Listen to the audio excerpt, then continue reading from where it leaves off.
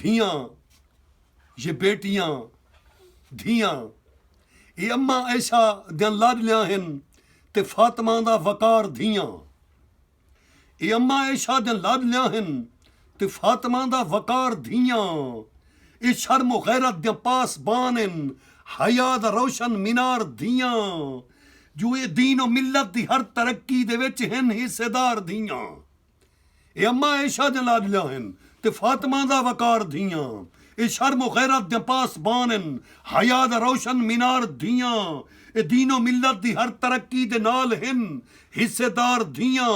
अजीम कौमें दे सिर दा सेहरा ते अजमतें दा मीनार धियां इन्हां दी झोली दियां बरकतां हन इन्हां दी झोली दा दैन होंदे इन्हां दी झोली दियां बरकतां हन इन्हां दी झोली दा दैन होंदे पवे जरूरत जे करबला को हमेशा हाजिर हुसैन होंदे जो ये अजमतें दा निशान रखने जो पवे जरूरत जे करबला को हमेशा हाजिर हुसैन होंदे ये अजमतें दा निशान रखने ते ला ते सीने कुरान रखने ये अजमतें दा निशान रखने ते ला ते सीने कुरान रखने तुसां भी मिलत दा हिस्सेदार हो असां जा धियां ध्यान रखने असां जा धियां ध्यान रखने।